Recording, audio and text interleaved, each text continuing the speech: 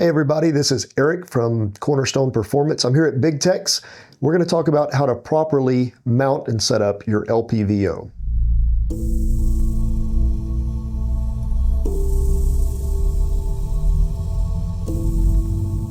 A couple of the things that you're going to need to do this correctly, obviously, your rifle, your optic, and your mount. Some other things that'll make this very easy for you. We need a way to make sure that the rifle, as we are mounting it, is stable and level. So this time we're going to use a bipod and a rear bag. You can also clamp it into a tripod or set it onto a bag, as long as you can make sure that the rifle is very stable and you're able to adjust it to make sure it's level.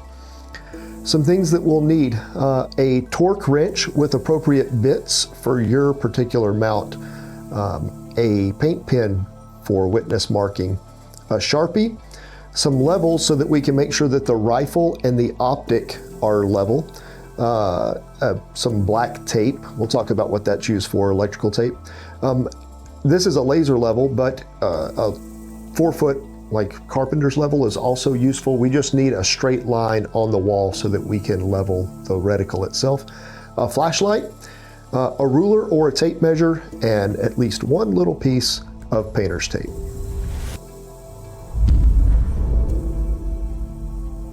The first thing we're going to do is adjust our diopter. So at the back of your LPVO here, your eyepiece should be adjustable like this.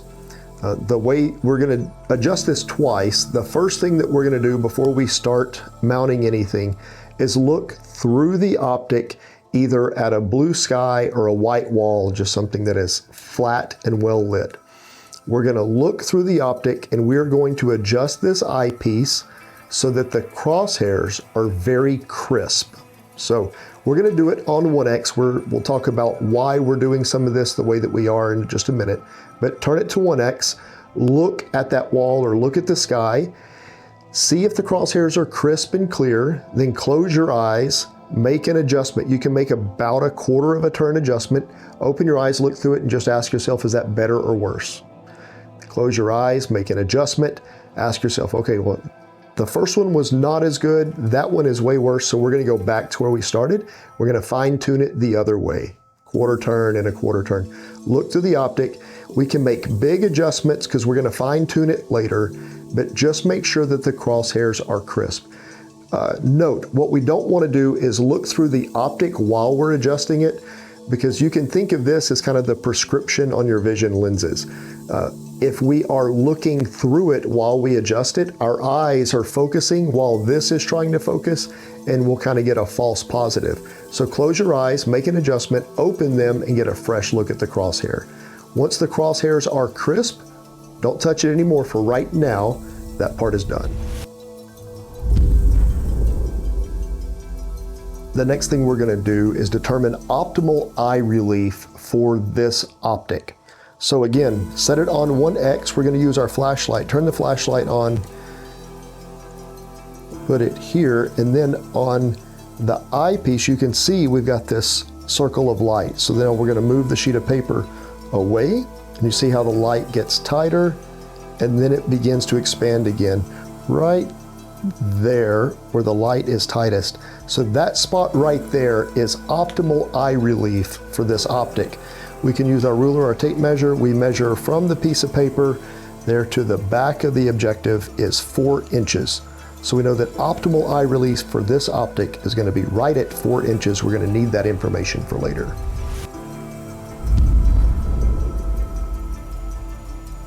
Before we determine where we want to put the optic on the rifle, we need to determine where our head is going to be in relation to the stock and the back of the optic. Now, before we do that, one thing that I found to be very important is setting the stock up properly. In my experience, a lot of people run their stocks too far in, and so what that does is whenever I mount the gun, I'm scrunched into it like this, and it moves our head very far forward. It's not optimal for connecting to the gun and for shooting, and it's not optimal for setting up optics properly either. So what we're going to do is we're going to extend the stock. A rule of thumb to get us pretty close is to put the stock in the crook of our elbow right here and then grasp the grip. So right here is about perfect. If I close the stock in, you can see whenever I hold it at 90 degrees, the stock does not connect to my elbow. But if I come out 2 clicks at 90 degrees here, it's a little bit too far. I'm strained in here. So we're gonna set it up right in between. I'm at 90 degrees and I'm comfortably hanging onto the grip. This is what we're looking for proper stock placement. That's going to be very important because the stock placement dictates our head position. That determines where our eye is, and then we need to set up eye relief. So all of this is part of a system.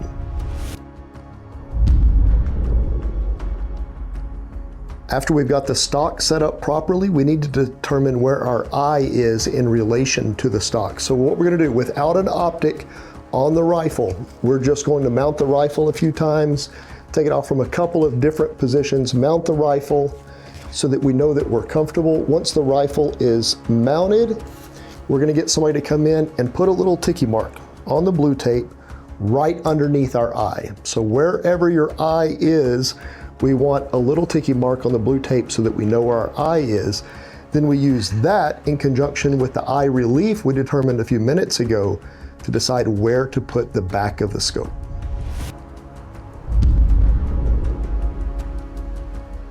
The next thing we're going to do is dry fit the scope into the base of our mount. Something that we want to try to do is keep the turrets centered in between our rings. So if the optic is pushed all the way back or all the way forward like this, sometimes you can't avoid it, but if we can, we want to try to keep the turret more or less centered in between the rings so that as we are compressing the scope tube, we're not applying uneven pressure close to those turrets that are adjusting the zero and are retaining everything for us. So after we get it dry fit in the rings like this, we're not trying to level anything, we just want to know that it's right here. We put our ticky mark, we transfer it from the side right here to the very top. We know that optimal eye relief for this scope is 4 inches. So I look at my 4-inch mark right here, and I know that the back of the optic needs to be right here. So what I'm not going to do is slide the optic in the rings. Now that it's dry fit like this, I'm going to move the base back. There we go. Move the base back until we are at 4 inches right there. All right. Now, the next thing we're going to do, we know that it's right here, and I'll explain why later, but you can see that we have these 2 little pick slots. What we're going to do is we're going to remove the optic, and we are going to slide this base forward 1 pick slot. I'll explain why later, but after we set up optimal eye relief, we're going to slide it forward 1 pick slot. We are going to tighten that down, and then we're going to use our torque wrench to mount this. We've got our base where we want it. We're going to use our torque wrench, and we are going to install the base. Now, one thing that we want to do, depending on the tolerances between your receiver and your base, there might be just a little bit of room like this. You can see it shifting back and forth just a little bit. Before we tighten anything down, we want to take and shift it forward towards the muzzle. Hold it right there, and we're going to tighten everything down. There are 2 torque specs that we're going to use. One torque spec is for the base to the receiver. The other torque spec is the ring caps. For the base to the receiver, you can check the manufacturer of the mount itself. So this is a Badger mount. It's 65 inch-pounds is what we want for the base to the receiver. So we're going to tighten that down, torque to 65 inch-pounds.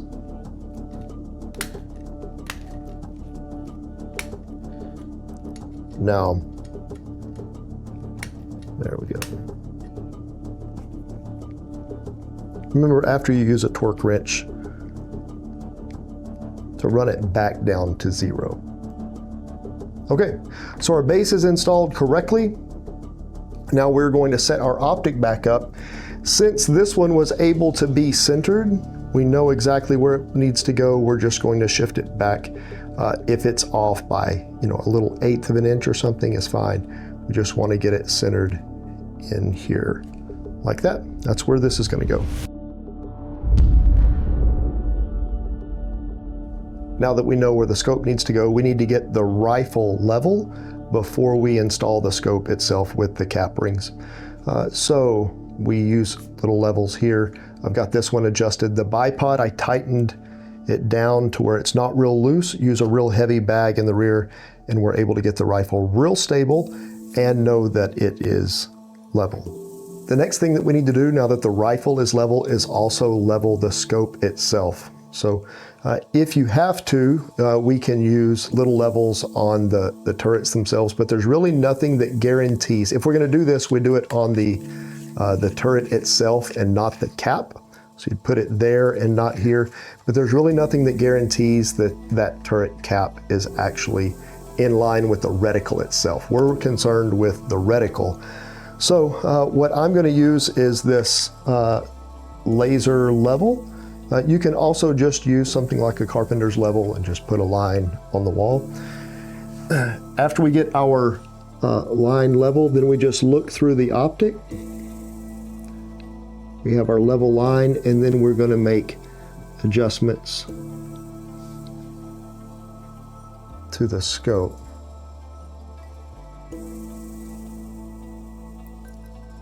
There we go.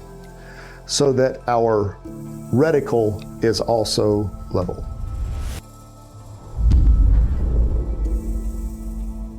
Okay, we have our diopter adjusted.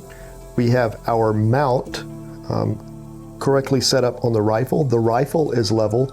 Our scope is set in the ring so that our eye relief is optimal. Now we need to put on the rings themselves. So something that we're going to do as we tighten these, some rules to kind of live by. We want to do them like you would lug nuts on a car. So we're not just going to go straight down the line. Start in a corner and then work your way to the opposite diagonal corner. So I'm going to go front, right, back, left, front, right, back, left. After those are torqued down, then we'll come back and we'll do the opposite diagonals.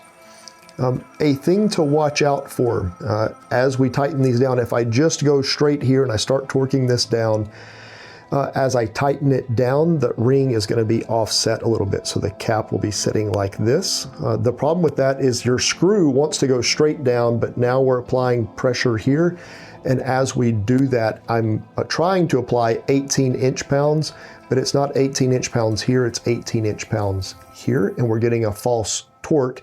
And then as that thing shoots and it starts loosening up, you can end up with loose caps. So we want to get them more or less even on each side. So a way that we can do that, we start with them loose, and I just grab each side, kind of pick up on it like this, and then I tighten down, and you'll feel it kind of pinch your finger, and you can get shockingly close if you just tighten down back and forth until you feel that those gaps are the same.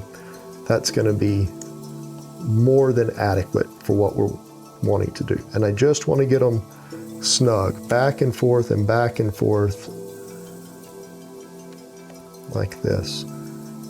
As soon as I feel resistance, I'm going to stop. There we go. Now we need to torque these to the proper torque setting. We talked about there's two different torque settings. One is for the base to the rifle itself. We use the manufacturer of the base for that torque setting, Badger. It's 65 inch-pounds. Now there's going to be a different torque requirement for the rings themselves. We recommend that you use the optic manufacturer for the torque spec for these rings. Now the reason for that, the manufacturer of the mount, all that they're concerned with is that the mount does not let go of the scope. That's all their goal is to make sure it stays in the same place. The optic manufacturer is concerned with integrity of the tube and reliability of the optic itself. What we found is that by over torquing these rings, we apply uneven pressure or too much pressure to the tube and to the internals of the optic, and we can get wandering zeros, a loss of zero because of torque specs. So we had one rifle in particular that the rings were mounted to 20 inch-pounds, which was the spec for that mount. It said 20 inch-pounds, so we did all of the things that you're seeing, and then 20. A problem that we ran into is that the rifle, like from vibration being in a car, would lose zero. Like just drive to lunch and come back and you'd have to re-zero the rifle. We contacted the manufacturer of the optic, said, hey, your optics keeps losing zero. And they said, ask how we mounted it. We told them, and they said, okay, well, remount it at 18 inch-pounds instead, because our spec for the optic is 18. When we remounted it using all of these steps at 18 inch-pounds, the wandering zero went away and the optic has held zero ever since. So use the manufacturer of the optic to determine what these ring settings are, because we're compressing the tube and they'll know what the optic itself can withstand and what it needs to function properly. So 18 inch-pounds, these screws were already set up. If this is the first time that you're mounting one of these, make sure that the screws are degreased. So these already were. Make sure you can use acetone or degreaser. Make sure that we don't have any oils or grease on the screws and on those threads. You can, applying Loctite to these is an option. A problem with applying Loctite is that, again, you can get a false torque value. And we talked about how important the torque value is. The difference between 18 inch-pounds and 20 inch-pounds matters. And so if you get a false torque value because of the liquid or the paste that's on the threads, then you can potentially have some problems. As we compress this, the body of the scope tube, as we compress that, it's going to be applying some pressure to the rings, and we shouldn't have any problems. As long as they're properly degreased, we shouldn't have any problems with them backing out. So once all of that is done and everything is snug, I've got torque wrench set to 18 inch-pounds, and we're just going to spin it till we get a click, using opposite diagonal corners like that. There we go. And then we're going to get everything snug.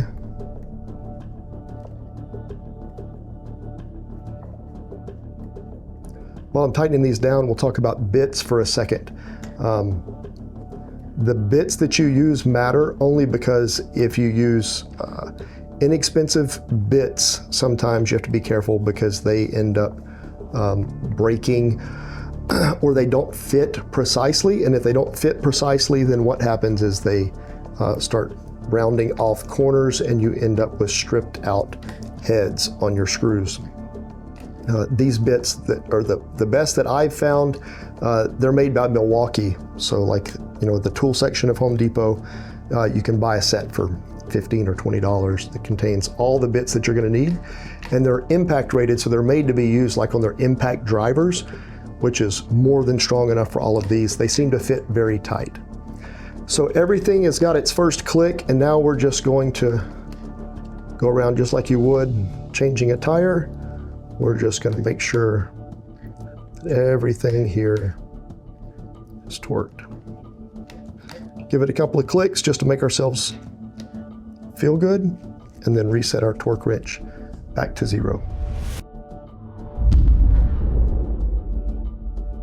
We've just got a few more things to do. We want to fine-tune the diopter back here.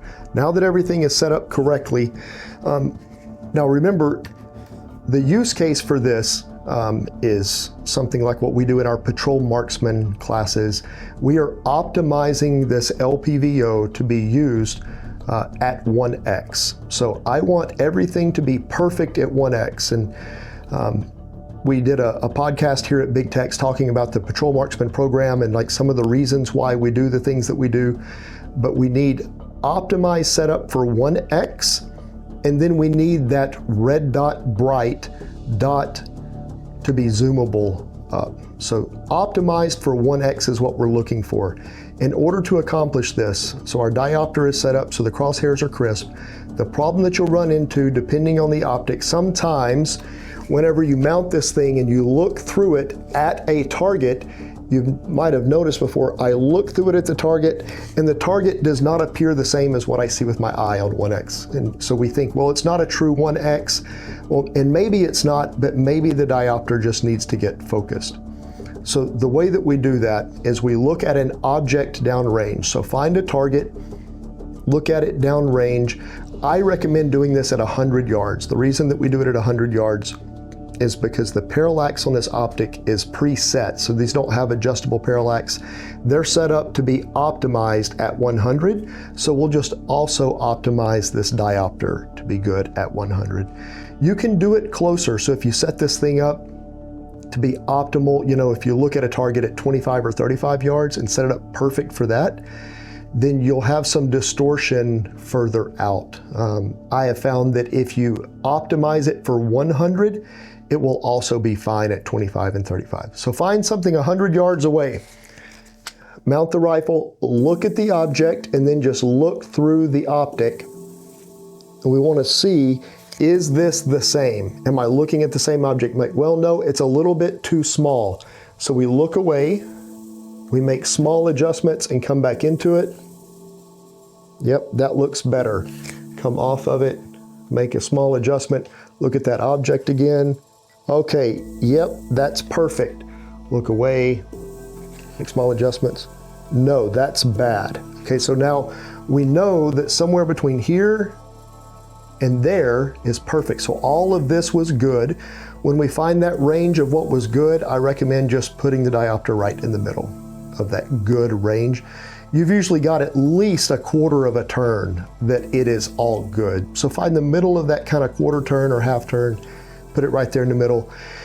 You'll find that your eyes, depending on the environment, depending on the day, your eyes can be fatigued, and you'll need to kind of fine tune this sometimes. We're gonna avoid constantly fidgeting with this, and that's why we set it in the middle so that it will be most likely to be good the most amount of time.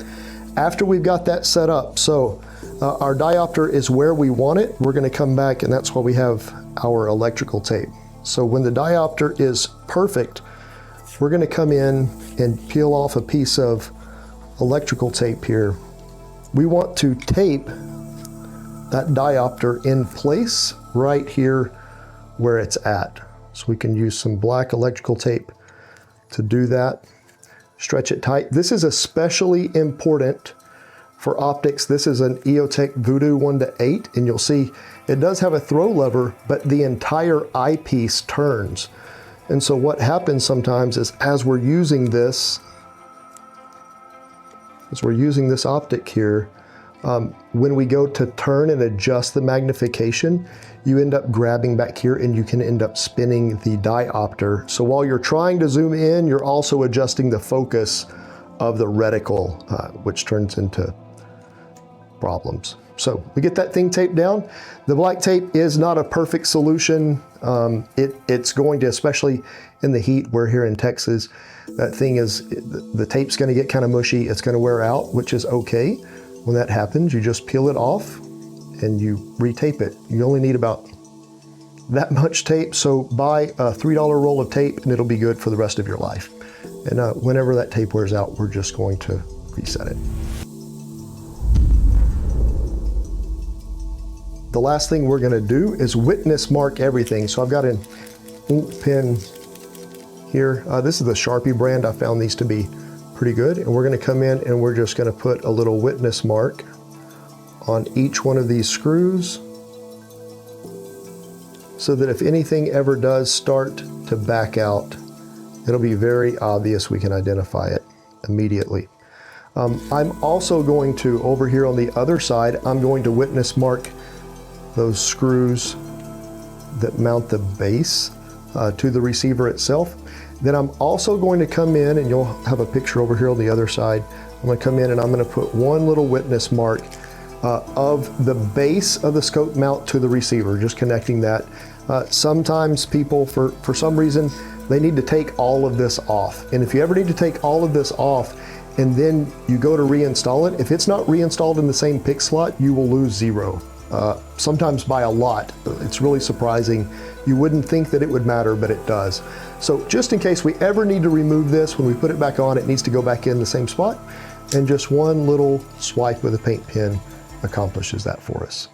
All right, the last thing to talk about, remember whenever we installed this thing, we had eye relief optimal, and then we moved it one slot forward. Let's talk about the reason for that. We want this thing to be optimal at 1x. But a lot of the time, we're not just shooting the rifle like standing offhand like this. A lot of time, we're moving aggressively into a position, or we're shooting off of a barricade, or we're shooting prone. As soon as we start shooting prone, you probably noticed before, when you shoot prone, you end up kind of shrugged into the gun and we're closer to the optic. The same thing can happen whenever we're shooting off of barricades. We come into a barricade and sometimes we shrug into it. And we found that to be a common enough occurrence that people end up closer to the optic than what they had planned, that now we found that it's worthwhile. It's just one pick slot, you know, not that much room, but it seems to make a difference. So since we know that we're likely in like a patrol marksman style scenario, shooting off barricades in real world positions, we're likely to be shrugged forward on the gun just a little bit. After we set up optimal eye relief, we're also going to click it forward one spot. And so that's the reason that we did it. So right now we've got diopter set. We have the base mounted properly to the receiver. We've got our rings torqued properly around the optic. We have our optic level after our rifle was leveled. Everything is set up. We've got black tape and witness marks to make sure that what we've done properly will stay just the way that it is. And it doesn't take a lot of time to properly set it up. We found that most of the problems that people say, well, LPVO's this or that, are due to two things. One, either a very low quality optic. So low quality optics are hard to see through just because they're such low quality. But once you get a moderate quality optic, the next most common problem is improper setup. So either the optic is too high or too low, too far back, the diopter is incorrect, the eye relief is not great for the shooter. If we can solve all of those problems, you'll find that your use with an LPVO is a lot more enjoyable. Thanks for joining us today, guys. This is the best and easiest way to mount LPVOs that we've been able to come up with. We hope that you found it useful and hope that your use of them is more enjoyable and more productive because of it. If you've got any questions, reach out to Big Tex or contact me. Eric@cornerstoneperformance.org is my email. I'd be happy to help you out. The guys here at Big Tex have been great, and they know all of this stuff too, and they'll be happy to help you and get you set up with everything that you need.